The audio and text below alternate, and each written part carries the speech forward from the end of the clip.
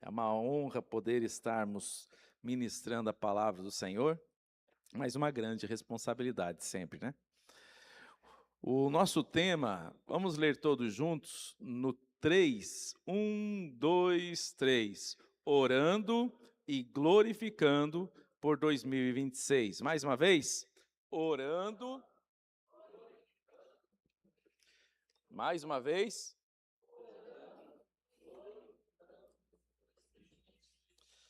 E aí, faz sentido para você? Pensa nisso. Faz sentido? Orar e glorificar. E fica mais gostoso se você pegar o Salmo 90, 12. Quem arrisca? O que diz lá, Salmo 90, 12? Fora o pastor Fabiano, fora a Simone. O que diz lá? Quem arrisca? Sem olhar. Quem lembra? Quem já teve em algum aniversário comigo é o texto que eu mais uso nos aniversários. Ensina-me a contar os meus dias até que eu alcance, ou para que eu alcance, um coração sábio. Salmos 90, 12. E aí, o que isso tem a ver com orando e glorificando, né? Já parou para fazer essa conexão? Quando esses dois textos, porque a gente está mais acostumado, isso aí caberia bem em Timóteo, caberia bem em outros textos bíblicos, em Filipenses, né? Não andeis ansiosos por coisa alguma, mas em tudo as vossas orações e petições sejam conhecidas diante de Deus. Aí caberia bem, né? Com oração e ações de graças. Oração, súplica e ações de graças. Mas de repente, Salmo 90 e 12, eu quero alcançar um coração sábio para que, e aí, orar e glorificar. Isso encaixa de alguma maneira? Então é isso que a gente se propõe nessa noite, a esse desafio, a tentar encaixar isso e que isso seja bênção para esse ano e para o restante das nossas vidas, até porque a gente não vive de estações, a gente vive um propósito, a gente vive uma missão, nós temos algo a realizar que não é apenas em 2026, mas 2026, em nome de Jesus, é sim Deus ligando coisas poderosas, fazendo conexões poderosas para o nosso futuro. Amém, queridos? Vamos começar então com o texto de Lucas, capítulo de número 24. Lucas, capítulo de número 24 e o verso de número 52.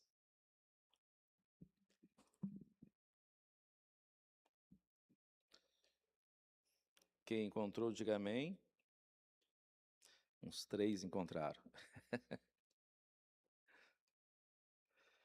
E diz assim: então eles o adoraram e voltaram para Jerusalém com grande alegria. E permaneciam constantemente no templo, louvando a Deus. Atos, capítulo de número 1. Atos dos Apóstolos, capítulo de número 1.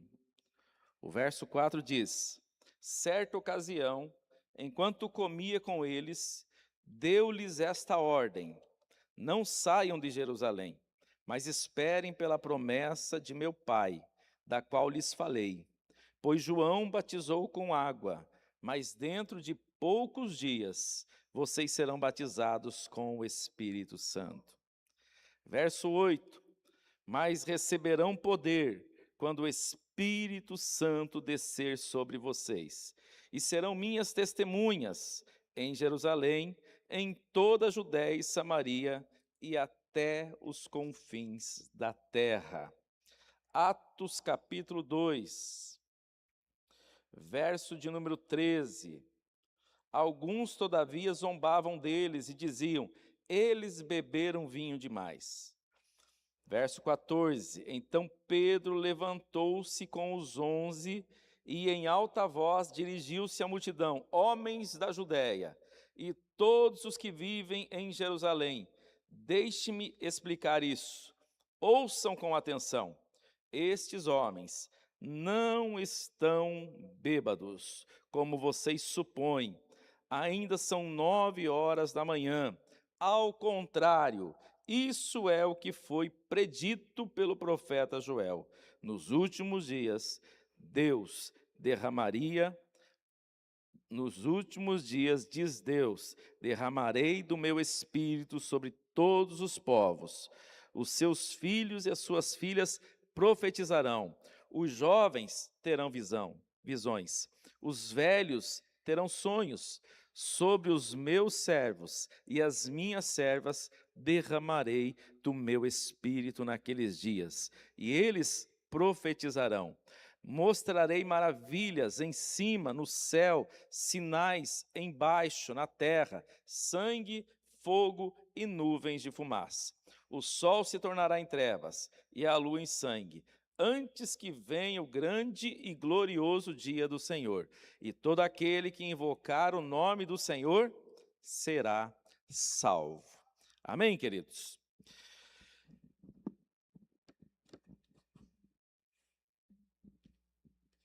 Digamos que eu estou começando pelo final. O texto, pode manter a sua Bíblia aberta em Lucas capítulo 24, que eu quero ficar um pouco mais nessa noite, é Lucas capítulo 24.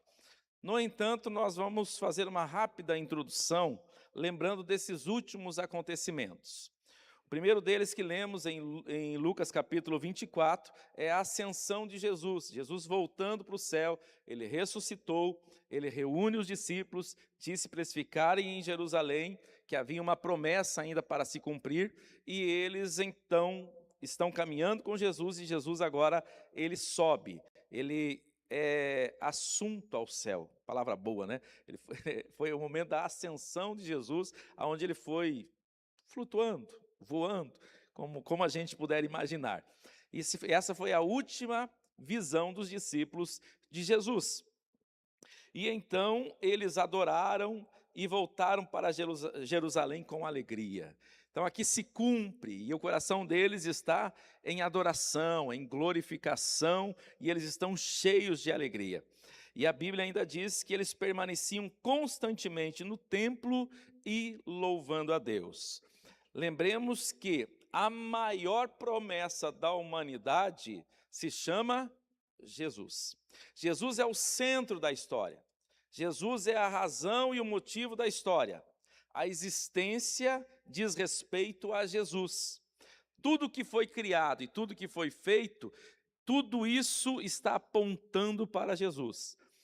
Não é à toa que a história se conta antes de Jesus e depois de Jesus. Jesus é o centro de toda a história. Jesus é o centro da Bíblia, Jesus é o centro das profecias, Jesus é o centro da humanidade. Jesus é a razão, é o motivo e é a grande questão. A maior promessa que existe se chama Jesus. Jesus é a maior realização que o homem pode imaginar. Nada se compara com Jesus.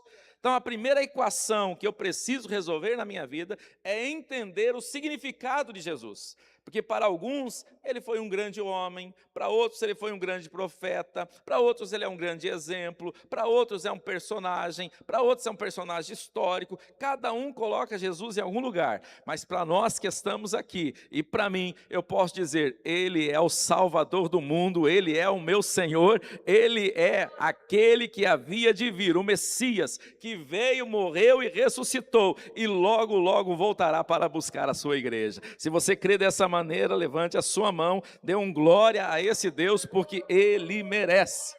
Aleluia! Então Jesus é a promessa que se cumpre, a maior de todas as promessas, mas Ele deixa uma outra promessa. Ele diz, olha, tem uma outra promessa. Então eles estão agora glorificando e adorando pela promessa recebida. Mas ainda há uma outra promessa, ele diz, vão lá e fiquem em Jerusalém. Se eles estão orando e glorificando, se eles estão adorando, se eles estão com alegria, eles precisam continuar o quê? Orando, porque essa é uma parte da promessa, mas havia ainda mais a ser cumprido, e havia um endereço para que eles ficassem, o endereço é Jerusalém. voltem para Jerusalém e esperem até que a promessa se cumpra.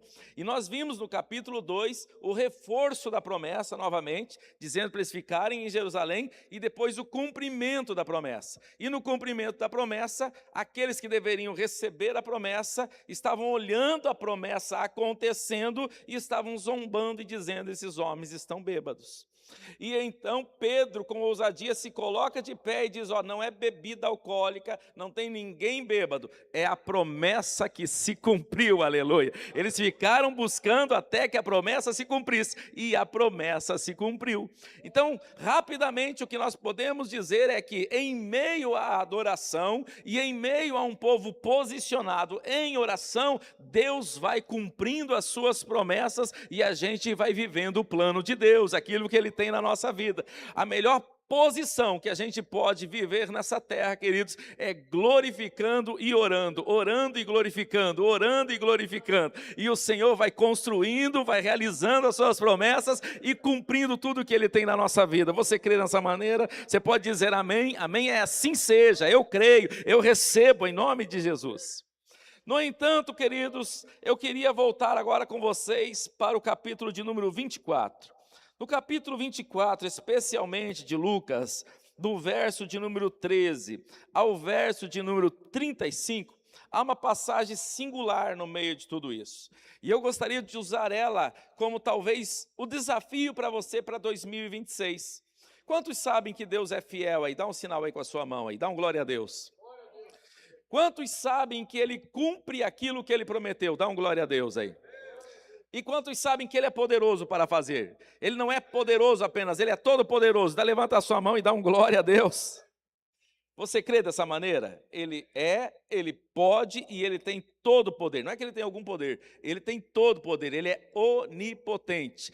E aí, queridos, se nós sabemos disso, nós já estamos com uma parte da nossa vitória. Porque a gente já entendeu o endereço da vitória, a gente já sabe quem é que pode fazer, quem é que faz e quem é que está com a promessa e com a garantia da promessa. Por quê? Porque Deus prometendo, Ele não é homem para que minta e nem filho do homem para que se arrependa. Se Ele promete, Ele é fiel. Ele cumpre aquilo que Ele prometeu. Então a gente já tem uma parte da promessa. No entanto, a gente vive nesse mundo. E esse mundo é feito do quê? De situações. E situações acontecem. E alguma coisa acontece com a nossa promessa por causa da nossa reação frente às circunstâncias. As circunstâncias aparecem e por vezes a gente acaba tomando decisões que ou tardam, ou bloqueiam, ou interrompem, ou avançamos. E em nome de Jesus, 2026 é um ano de avançar para a glória do nome do Senhor, amém? Mas aqui nós vamos ver aqui do verso de número 13. Naquele mesmo dia, 2 deles estavam indo para um povoado chamado Emaús, a 11 quilômetros de Jerusalém. No caminho, conversavam a respeito de tudo o que havia acontecido. Enquanto conversavam e discutiam, o próprio Jesus se aproximou e começou a caminhar com eles. Mas os olhos deles foram impedidos de reconhecê-lo. Ele lhes perguntou: sobre o que vocês estão discutindo enquanto caminham?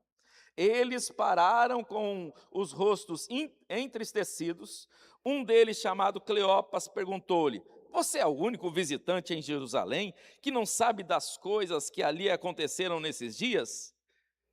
Que coisas? Perguntou ele.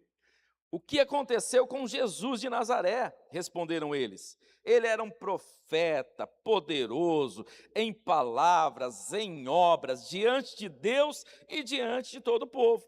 Os chefes dos sacerdotes e as nossas autoridades o entregaram para ser condenado à morte e o crucificaram. E nós esperávamos que era ele que ia trazer redenção a Israel. E hoje é o 3º dia desde que tudo isso aconteceu. Algumas das mulheres entre nós nos deram um susto hoje. Foram de manhã bem cedo ao sepulcro e não acharam o corpo dele. Voltaram e nos contaram ter sido uma visão de anjos que disseram que ele está vivo. Alguns de nossos companheiros foram ao sepulcro e encontraram tudo exatamente como as mulheres tinham dito, mas não o viram. E ele lhes disse: como vocês custam entender e como demoram a crer em tudo que os profetas falaram. Não devia o Cristo sofrer estas coisas para entrar na sua glória? E começando por Moisés, todos os profetas, explicou-lhes o que constava a respeito dele em todas as Escrituras. Ao se aproximarem do povoado para o qual estavam indo, Jesus fez como quem ia mais adiante, mas eles insistiram muito com ele: fica conosco, pois a noite já vem, o dia já está quase findando. Então ele entrou para ficar com eles. Quando estava à mesa com eles, tomou o pão, deu graças, partiu e deu a eles. Então os olhos deles foram abertos e o reconheceram, e ele desapareceu à vista deles. Perguntaram um ao outro: não estava queimando o nosso coração enquanto ele nos falava no caminho e nos expunha as Escrituras? Levantaram-se e voltaram imediatamente para Jerusalém. Ali encontraram os 11 e os que estavam com eles reunidos, que diziam: é verdade, o Senhor ressuscitou e apareceu a Simão. Então os dois contaram o que tinha acontecido no caminho e como Jesus fora reconhecido por eles quando partia o pão. Você pode dar um glória a Deus? Que palavra poderosa, queridos. Queridos, o texto aqui que antecede a isso, que todos nós bem conhecemos, trata do nosso Salvador, Jesus. E Jesus, nesse momento, ele já morreu, crucificado na cruz, e já ressuscitou, e já está há 40 dias andando no meio do povo.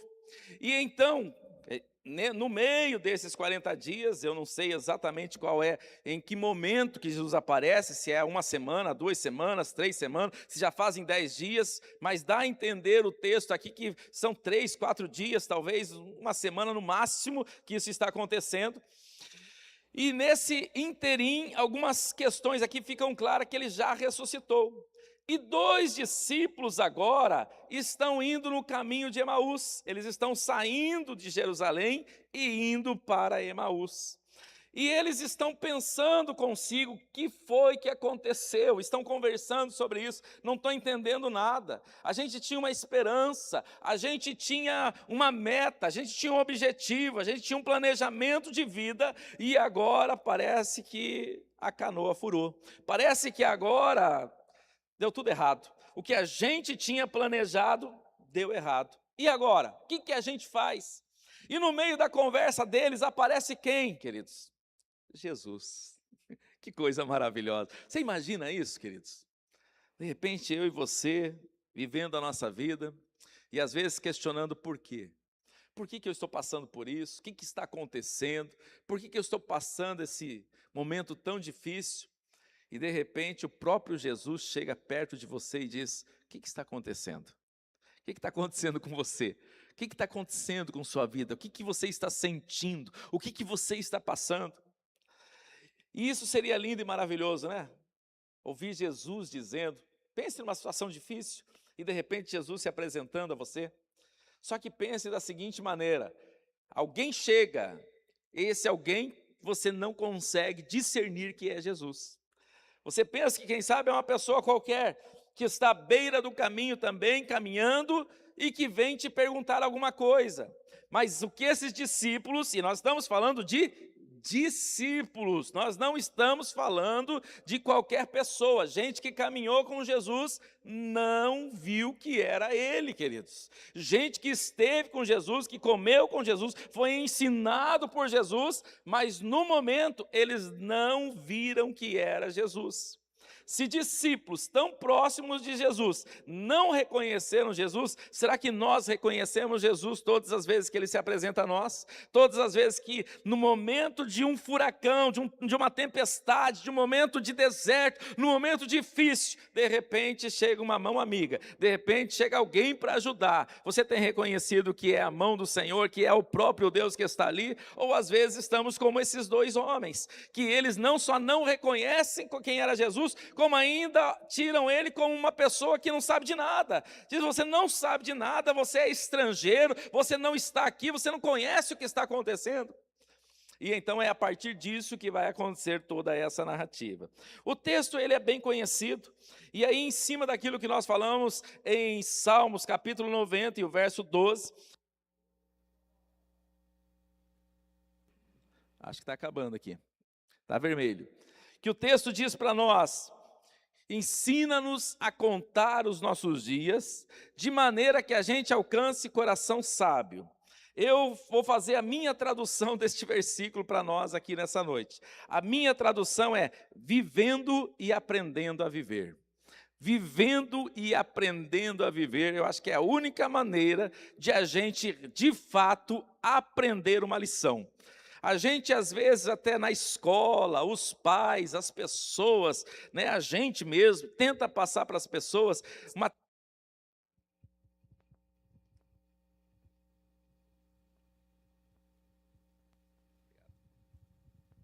A gente tenta passar para as pessoas uma teoria de vida, dizendo: olha, vai por aqui, faz dessa maneira, mas parece que é difícil.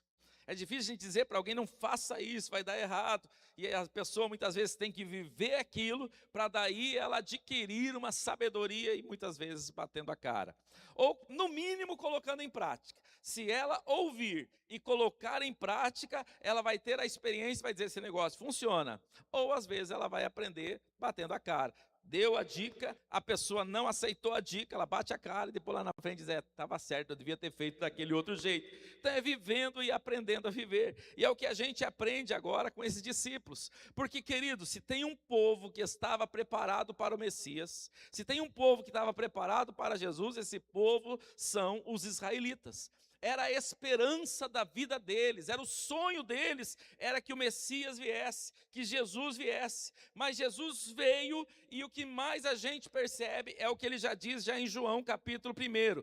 Veio para os que eram seus, mas os seus não o receberam, não o reconheceram. Quantas vezes nós vemos isso? A promessa de Deus chegando, encarnada, visível, se manifestando de forma poderosa, curando, fazendo maravilhas, e o povo ainda com um coração não entendendo o que estava acontecendo. O próprio profeta, o maior profeta que pisou nessa terra, Jesus disse que não há um profeta tão grande quanto João Batista. João Batista, queridos, ele que anunciou o caminho de Jesus, na hora de batizar, diz: eis aí o Cordeiro de Deus. Quando ele está preso, ele manda os seus discípulos perguntar: será que é ele? Vai lá e pergunta se é ele mesmo o Messias, ou se devemos chamar outro. Queridos, o texto, ou se a gente lê as Escrituras, a gente descobre pelo menos uma coisa: nós precisamos estar atentos e vigilantes, porque muitas vezes nós já estamos vivendo promessas que a gente não está discernindo. Jesus está presente, a gente não está discernindo. Deus está fazendo e a gente não está vendo. A gente precisa da visão de Deus para perceber a presença de Deus, amém? Então a primeira lição que eu gostaria de deixar aqui para nós nessa noite, queridos, é que a vida não é uma coisa constante. E se a vida não é algo constante, algo reto, algo que vive sempre numa dimensão, é feliz e feliz a vida inteira, dando certo e dando certo a vida inteira, também não é sofrimento e sofrimento a vida inteira. A vida é feita de altos e baixos, e para a gente responder a isso, nós precisamos ser discípulos até o fim. Você pode repetir isso, queridos? Nós precisamos ser discípulos até o fim. Mais uma vez, discípulos até o fim. Diga para quem está ao seu lado: seja discípulo até o fim. Quer viver uma vida glorificando e adorando ao Deus? seja discípulo até o fim. Não é começar uma vida aceitando Jesus, não é ter alguma experiência com Jesus em algum momento da vida, mas é um posicionamento que vai até o fim, e que a gente não pode ver o quadro, uma ponta do quadro, e achar que estamos vendo o quadro inteiro. Os discípulos aqui, eles não entendem quando é Jesus. Quando Jesus morre, eles também não entendem por que ele morreu. Quando ele ressuscita, eles não estão entendendo que ele ressuscitou ainda. E os discípulos que estão no caminho de Emaús estão andando com ele está explicando a Escritura, e eles continuam com o coração endurecido e não compreendendo, queridos. E por que não dizer, parece que esses dois discípulos estão dizendo, chega, eu não quero mais ser discípulo, está aqui a minha carteirinha, acabou para mim esse negócio, tentei até aqui, vamos voltar para Emaús. E nós temos uma boa notícia para esses discípulos: não volta para Emaús, volta para Jerusalém, porque a promessa está acontecendo, e não é hora de você ir para casa, é hora de você continuar acreditando, continua sendo discípulo, ensinado pelo mestre, aleluia, colocando em prática o que o mestre ensinou, aleluia. Discípulo tem que ser discípulo até o fim, queridos. Não adianta ser uma semana. Eu fui uma semana da minha vida, eu fui crente. 10 anos da minha vida, 20 anos da minha vida, 30 anos, não interessa.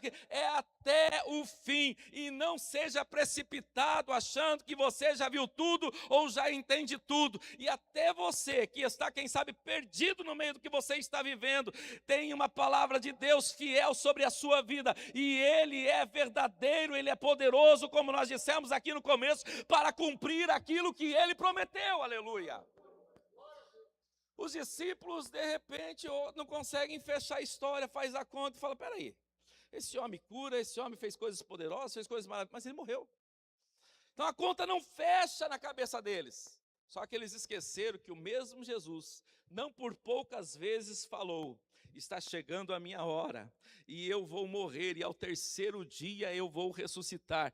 Os discípulos sabiam disso, a multidão não sabia disso, os fariseus não sabiam disso, mas aqueles que eram discípulos, porque discípulos, queridos, na nossa língua, são alunos que ficavam com Jesus 24 horas. Quando nós estamos falando ser discípulo até o fim, não é ser frequentador de igreja, não é ser alguém que gosta de igreja, é alguém que diz, Jesus é o meu mestre, eu sou discípulo de Jesus, Ele me ensina e eu vou viver com Ele para sempre.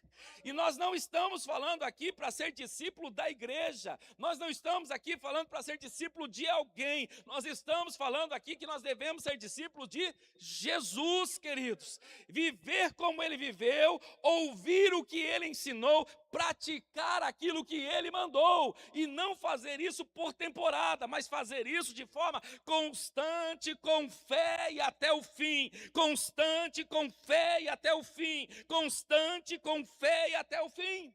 Porque muitos momentos você viverá momentos que você não vai entender nada, que parece que está tudo errado, parece que deu tudo errado, parece que agora o jeito é voltar para Emaús, mas Deus tem uma promessa, fique em Jerusalém, eu ainda tenho coisa para cumprir na sua vida, não saia da sua posição, eu vou cumprir, aleluia.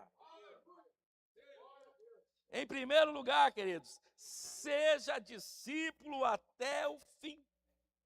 É até o fim.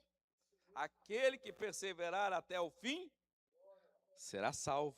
Guarda o que tens, para que ninguém tome a tua coroa, roube a sua coroa. É até o fim. A corrida da vida espiritual, queridos, não é um tiro de 100 metros. É uma longa corrida. É uma longa corrida. E é ali, é no final dela que está o prêmio. O prêmio não está no começo, o prêmio não está no meio, nem nas maiores vitórias que você teve. O prêmio está quando você chegar no fim. Quando a gente chegar no fim, é lá que nós receberemos aquilo que Ele prometeu. Nunca esqueça, Ele é fiel para cumprir. Eu não estou entendendo nada. Eu não estou entendendo o que está acontecendo. Talvez estamos exatamente como esses dois discípulos, sem entender nada. Mas a gente sabe quem Ele é. A gente conhece o caráter do nosso Deus. A gente conhece o amor do nosso Deus. E se não conhece, olhe para aquela cruz e comece a entender aquela mensagem, porque a mensagem está na cruz. Aquela cruz é a revelação da maior mensagem que o mundo já ouviu. A cruz é a revelação do coração do Pai, do plano do Pai, do amor do Pai, que está em Jesus naquela cruz. É ali que o discípulo é formado, é ali que o discípulo é aliançado, é ali que o compromisso nasce e se estabelece na cruz de Cristo, aleluia. As promessas são consequências, mas nós olhamos para aquela cruz e entendemos, aquela cruz era minha, Ele carregou e nos deu uma promessa, e eu vivo por Ele, aleluia. Não vivemos por resultados, nós vivemos porque somos dele, amém? Em segundo lugar, queridos, o mestre não abandona os seus discípulos. Ser discípulo é uma posição nossa, e para os discípulos a palavra é, ele não abandona, ele está presente. Sabe o que é alegre e é triste ao mesmo tempo, queridos? É motivo de alegria a gente saber que ele está presente, é ou não é? É ou não é? Amém ou não amém? E ao mesmo tempo é triste que a gente nem sempre percebe. Para não dizer que às vezes é quase nunca a gente percebe, nem sempre a gente percebe. A gente percebe a presença de Deus em um episódio grande. Em um episódio, quem sabe alguém, essa semana umas 2 pessoas me fecharam no trânsito.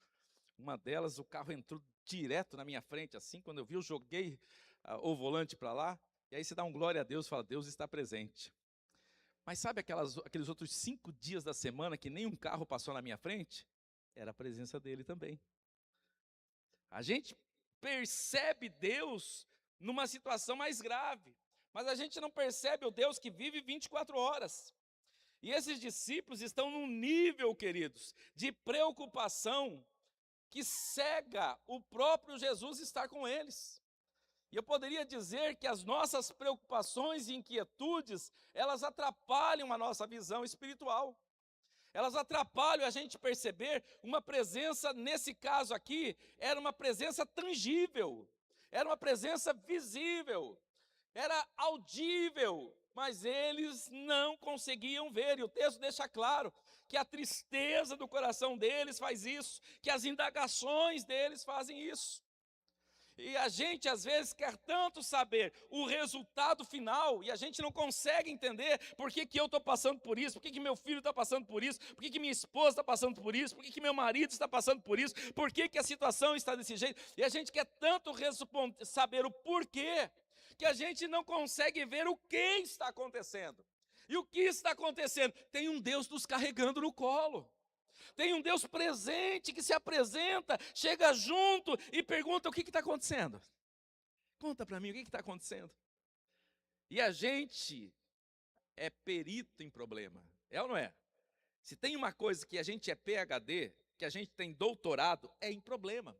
Problema a gente ensina para Jesus. Problema, a gente fala, porque o senhor é visitante aqui, algum estrangeiro, deixa eu te contar o problema aqui, que já que você não conhece o problema, eu vou te falar o problema. E eles fazem um resumo do problema, achando que eles estão abafando. Eles estão abafando, agora estou te mostrando aqui o problema que você não conhece, eu vou te mostrar o problema real, qual que é. Mas o problema era muito mais profundo, e Jesus não só sabia porque ele era a razão daquela conversa, como também ele sabia qual era o real motivo do problema que eles tinham. E nem por isso, por eles se acharem, ou por eles responderem asperamente, ou por eles estarem voltando para Emaús, que Jesus abandona discípulos. Ele está ali para mostrar para eles que eles continuam sendo discípulos. Ele está ali para dizer, as promessas continuam de pé sobre a vida de vocês. Ele está ali para dizer assim, volta para Jerusalém. O endereço de vocês não é esse que vocês estão indo. Ele está ali para explicar para eles o que está acontecendo. Queridos, eu não sei vocês, mas é nessas horas que a gente olha para esse amor de Deus e a gente fica sem saber explicar. A gente fica sem entender nada.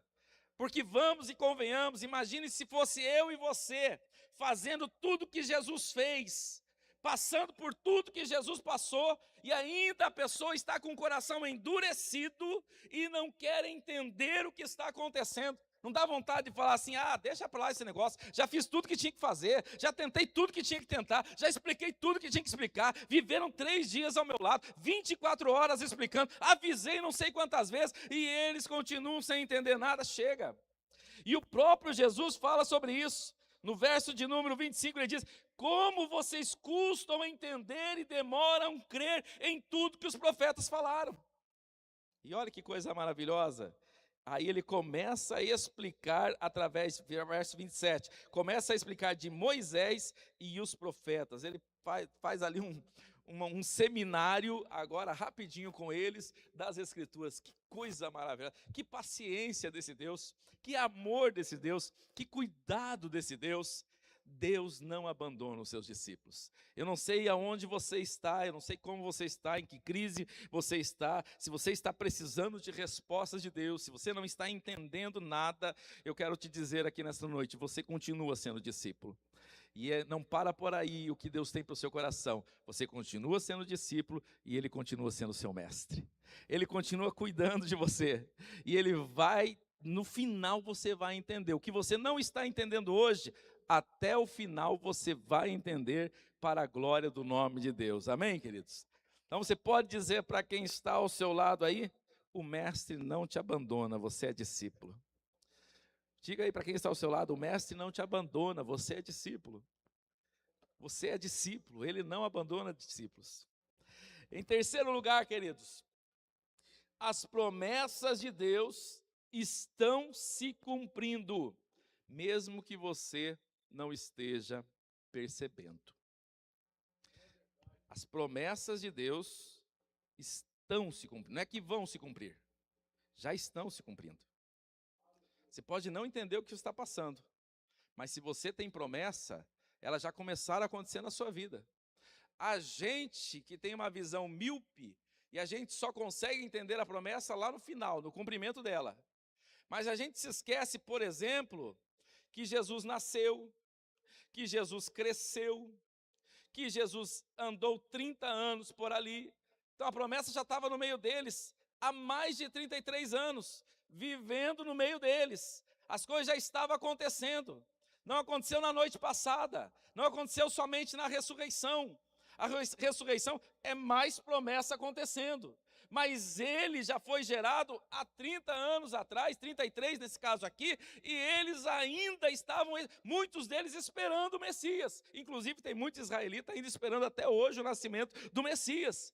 Enquanto eles esperavam, a promessa já estava sendo gerada, já tinha nascido, já estava crescendo, já estava vivendo no meio deles, já estava começando o seu ministério, e eles estavam o quê?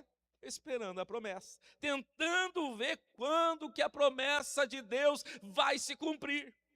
Será que não é exatamente aquilo que a gente imagina? A gente olha muitas vezes, querido, seja qual for a situação, quem sabe você está esperando uma cura, quem sabe você está esperando dentro da sua casa um mover de Deus, uma transformação de Deus, quem sabe você está esperando uma libertação de alguém, eu não sei o que você está esperando, mas é certo que a gente só vai ver isso acontecer quando essa chave for virada, quando aquele que estava no vício for liberto, quando aquele que precisava ser transformado for transformado, quando a cura de fato acontecer. Mas a gente não está percebendo muitas vezes que Deus já está em muitas situações colocando as coisas no lugar. E Ele vai colocar as coisas no lugar em muitas situações, inclusive aqui e aqui. Para muitas promessas que Deus já tem sobre a nossa vida, já não se trata mais da promessa, se trata de nós. Você sabia que tem gente que Deus quer prosperar e não prospera porque ainda não consegue não que Deus não consiga, mas porque a gente impede o agir de Deus em ser uma pessoa que administra direito? que faz as coisas para a glória de Deus, que se Deus hoje te abençoasse financeiramente, seria uma tragédia para a sua vida. Você sabia disso? Que tem gente que Deus já está dizendo assim, ó, eu estou aqui para derramar sobre a sua vida, mas eu preciso colocar algumas coisas no lugar, e a gente não abre o coração para que aquilo aconteça. E a gente só consegue ver o milagre lá no final, quando Deus abre a porta. Mas já deve fazer 30 anos que Deus está lá trabalhando e colocando as coisas, e ensinando, e escola dominical, e orando, e mostrando um testemunho, e falando, e mostra na palavra. E lá no final a gente vai ver, mas a promessa já está acontecendo. Deus já está colocando as coisas no lugar. Deus já está ajustando o que precisa ser ajustado. É a gente que a gente vive de resultado, queridos. A gente é resultadista. Quando a gente vê aquilo materializado, diz, aconteceu. Não, queridos, já vem acontecendo. Não é de hoje. O povo de Israel recebe a promessa e eles só vivem a promessa no mínimo 80 anos depois ou 120 anos depois. Mas Moisés já nasceu há 80 anos lá atrás para que eles entrem na terra prometida. Então, quando Deus diz que já estava livrando o povo, anos depois isso começa a acontecer. Ou seja, Deus já estava agindo, Deus já estava fazendo. O povo pode não entender, mas Deus já está operando. Deus não se cansa, Deus não dorme e Deus não está parado. Deus está fazendo. Quem está, muitas vezes, tirando o pé do acelerador, puxando o freio de mão, ou às vezes até freando, somos nós. É a gente que pode impedir o agir de Deus por falta de ações nossas, que Deus está esperando a gente simplesmente falar, vamos, Senhor, cumpre agora, eu vou continuar orando, eu vou continuar glorificando, eu vou continuar na posição, eu vou me alimentar da palavra, eu vou praticar a palavra, eu vou jejuar, eu vou fazer do meu ministério agora o meu trabalho, a minha vocação, aquilo que eu recebi também é o meu ministério. E quando a gente liga essa chave, então Deus derrama a sua cachoeira do céu para fazer prosperar e o nome dele ser glorificado, aleluia, porque Deus tem propósito. Deus tem propósito. É a gente que pensa só em realização. Deus pensa num plano que está em ação, e esse plano vai para além da nossa imaginação, mas muito além da nossa imaginação. Ontem a Simone estava pregando, e aí ela fez uma conexão maravilhosa de Raabe, né, que nós já conhecemos. E a gente vê o livramento de Raabe, e a gente gosta de falar, ela estava lá no muro, e a casa lá com sangue nas portas, nos umbrais e etc. Que coisa linda, né? E se eu te perguntasse qual é o maior milagre na vida de Raabe, provavelmente nós todos diríamos, porque ela foi livre. Mas, queridos, o grande milagre na vida de Raabe é a genealogia. Se você olhar, ela está na genealogia de Jesus, ela faz parte daquelas que geraram Jesus, aleluia. Tem coisa maior do que essa? O que acontece lá quase 2000 anos atrás, está reverberando lá na frente, 2000 anos depois. Deus não está olhando só para 2026, Deus está olhando para o futuro, queridos, e está construindo em nós, e Ele não tem problema de tempo. Problema de tempo é a nossa mentalidade, não é com Deus. Deus está para além do tempo, o problema do tempo é nosso. É a gente que tem prazo de validade. Agora Deus é eterno, não tem problema nenhum. Se Ele realizar agora ou daqui 10 anos, para Ele não fez diferença nenhuma. Mas se a gente quer viver melhor os planos de Deus, então seja aprovado, pague o preço, viva a sua promessa, se entregue ao plano de Deus, entrega teu caminho ao Senhor, confia nele e Ele tudo fará. A promessa já está em andamento na sua vida, aleluia. O que com os discípulos a gente podia dizer assim, a promessa não está em andamento, ela está junto com você, caminhando junto com você, te explicando, inclusive, quem Ele é, que você não entendeu ainda quem Ele é. Você pode dizer isso para quem está ao seu lado? A promessa está se cumprindo na sua vida. E em quarto lugar, para a gente finalizar, queridos, volte para orar. Existe um posicionamento que Jesus está, tudo isso aqui está acontecendo para que eles voltassem para o plano. Tudo isso está acontecendo para dizer, vocês não deveriam ter saído, voltem para Jerusalém. Tudo isso está acontecendo para dizer que o que eles colocaram como rota para a vida deles, não era a rota de Deus. A rota de Deus era outra. E parece que a viagem deu tudo certo, né? Não foram assaltados, não tiveram nenhum inconveniente. Deus deve estar nesse negócio. Deu tudo certo. A gente foi. Então Deus está nesse negócio. Não, queridos. Às vezes um plano acontecer não significa que essa era a vontade de Deus. Mas esse mesmo Deus poderoso que nos chamou é o Deus que vai ajustando a nossa vida e nos alinhando ao seu coração. Ao ponto que ele explica para eles, e o texto diz para nós, que quando eles chegam lá, eu acho interessante isso, porque o texto diz que Jesus fez como quem ia adiante. Jesus fez como ia continuar o caminho, e eles iam ficar. Só que depois de conversar com Jesus, a gente quer o quê? Fica, Senhor. Fica por quê? Porque já é tarde. Fica porque é noite. Olha eles tentando convencer. E dependendo da tradução, vai dizer para nós que eles insistiram muito para que ele ficasse. Quer dizer que ele continuou fazendo de conta que ia adiante. Mas peraí, ele ia adiante, irmãos? Ele ia adiante ou ele ia ficar? Ele queria ficar ou ele queria ir adiante? Esse é um posicionamento que a gente só resolve aqueles que agarram no anjo e dizem, olha, eu só te deixo ir se me abençoar. Quem toma essa posição vai entender se ele quer ir ou se aqui é a parada dele. O que eu sei é, ele não facilita. Aqueles que querem precisam desejar ardentemente, precisam insistir por isso, precisam lutar por isso, precisam dizer, fica, Senhor, porque nós queremos. O certo é que eles conseguiram fazer com que ele entrasse. Ele entrou, sentou na mesa, pegou o pão, partiu o pão. Aí, queridos, não tem cegueira que resista a isso. Ninguém parte o pão como ele parte o pão. A Bíblia diz, então os olhos dele se abriram. Que coisa maravilhosa. Os olhos dele se abriram. No entanto, ele sumiu. Oh, meu Deus do céu.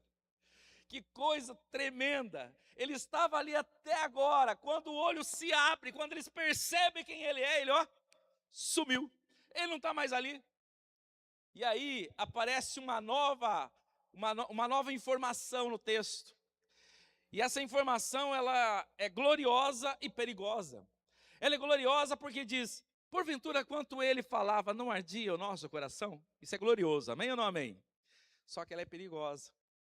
Porque, peraí, se ardia e eles não respondiam, significa que eles inibiam. Significa que eles estavam apagando aquela chama. Significa que eles esfriavam aquilo que ardia. Então não se trata do agir de Deus apenas. Essa é a grande questão.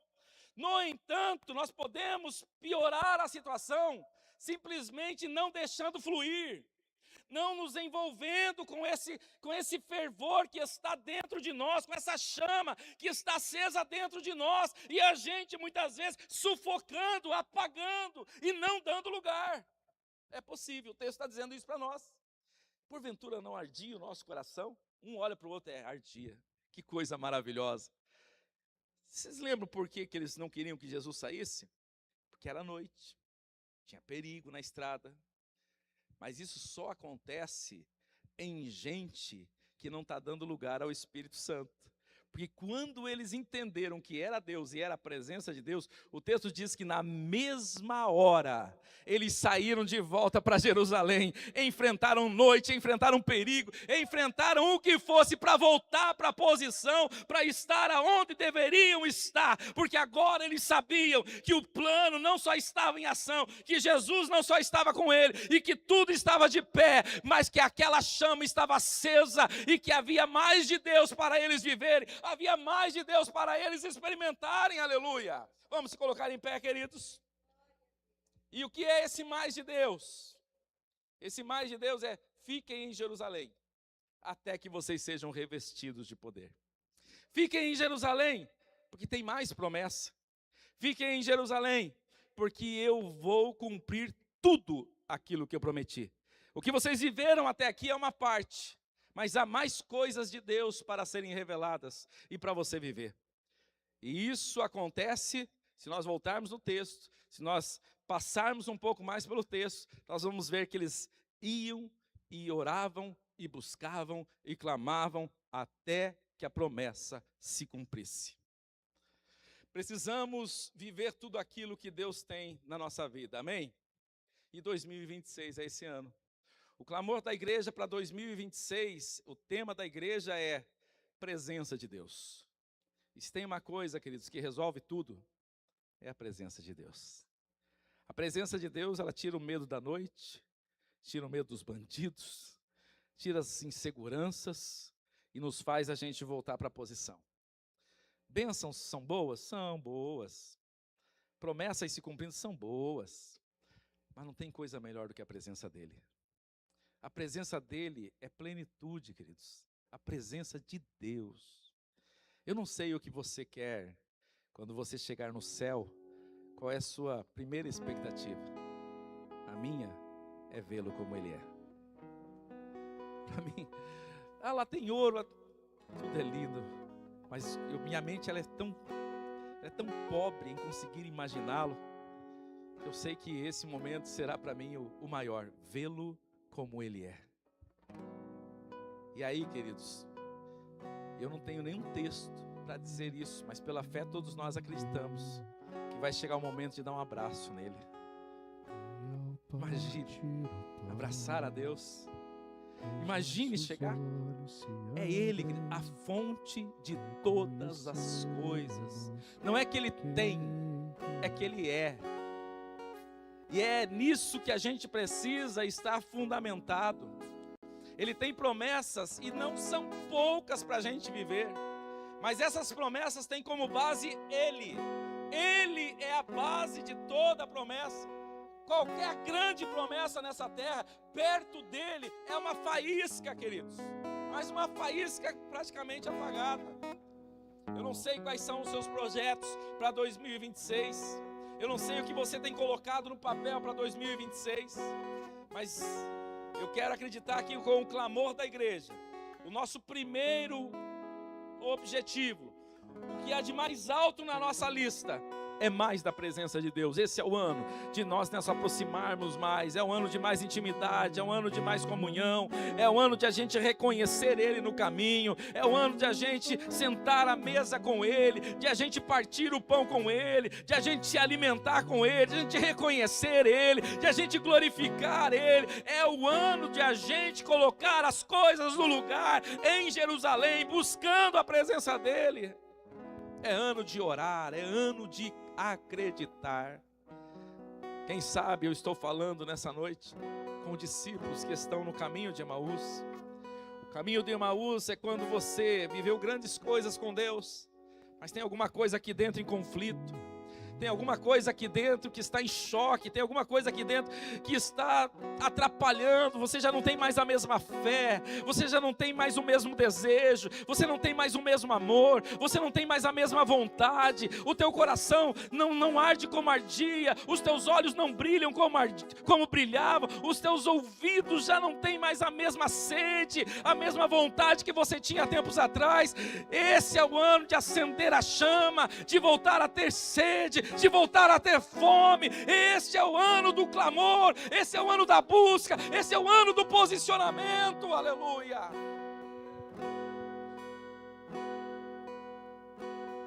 Ele está aqui. E ao partir o pão, os nossos olhos se abrem e reconhecemos quem tu és. Ao som da tua voz, os nossos corações queimam de amor, queimam de amor. E ao partir o pão, os nossos olhos se abrem e reconhecemos quem tu és. Ao som da tua voz, os nossos corações queimam de amor, queimam de amor.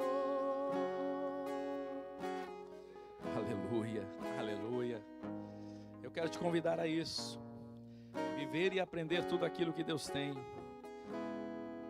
Ser discípulo até o fim. Acreditar que o mestre não abandona os seus discípulos.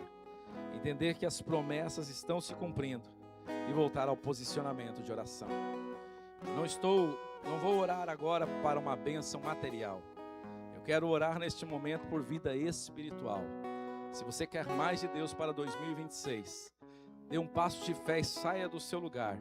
Enquanto o Davizão estará cantando, e logo a seguir nós estaremos orando juntos, porque eu também quero e eu também preciso disso. Saia do seu lugar e vamos buscar esse lugar, buscar esse posicionamento, que mais do que qualquer coisa, isso fala de posição. Voltar a esse local de Jerusalém. Nos abraçando. Quem é esse que vem nos constrangendo com o olhar? Ele é tão sábio, ensina em amor. Ele é tão manso, cuida dos corações. Quem é esse que vem nos abraçando? Quem é esse que vem nos constrangendo com o olhar? Ele é tão sábio, ensina em amor. Ele é tão manso, cuida dos corações. Ele entrou em casa, Ele está na mesa, Ele nos observa, sabe que o esperamos, e ao partir o pão, os nossos olhos se abrem e reconhecemos quem Tu és. Ao som da Tua voz, os nossos corações queimam de amor, queimam de amor. E ao partir o pão, e ao partir o pão, glórias te damos, Senhor.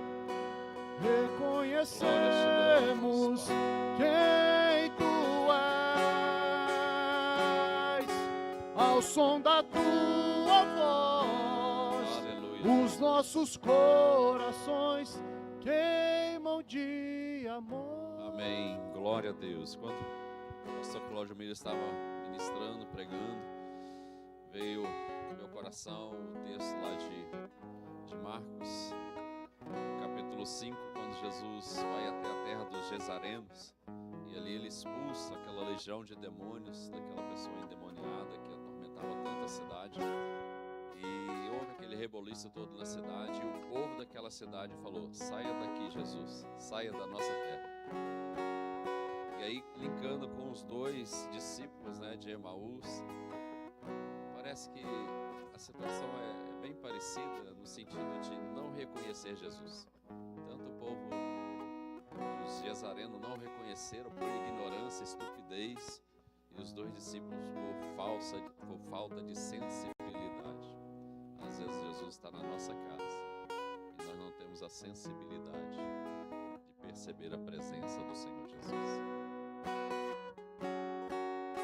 E é muito sério. Vamos orar.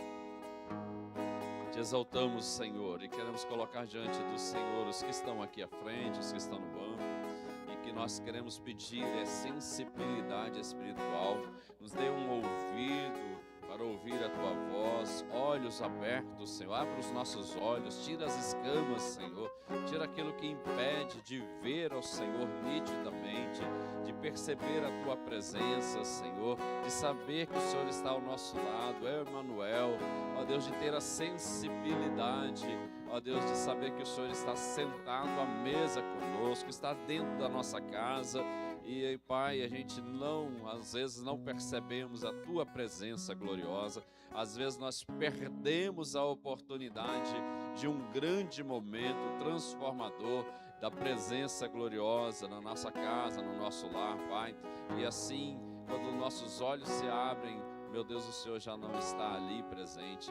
Tem misericórdia, Senhor, que este ano seja um ano mesmo de sentir a Tua presença, o Teu toque, ó Deus, de renovo, de abrir os olhos, de ter a sensibilidade, de ter ouvidos afinados para ouvir o Teu Espírito, ó Deus, e a sensibilidade no coração de saber, é o Senhor que está conosco, é o Senhor que está caminhando conosco, é Deus que está aqui sentado na nossa casa, é Deus que está presente, ó Deus, e que o Senhor nos dê essa sensibilidade, não porque à noite, não porque há perigo lá fora, mas quando o Senhor está conosco, Pai, a noite é dia, ó Deus, a escuridão brilha, meu Pai, pela Tua presença. Assim seja este ano de 2026, nós possamos provar de uma experiência nova com o Senhor, e que o Senhor mesmo tire as escamas e abra os nossos ouvidos para sermos sensíveis, ó Deus, à Tua presença, em nome do Senhor Jesus. Nos abençoe, em nome do Senhor Jesus. Assim nós oramos, assim nós ungimos os irmãos, crendo que 2026 vai ser o ano da presença, em nome do Senhor Jesus. Amém e amém. Glória a Deus. Pode assentar. Deus abençoe.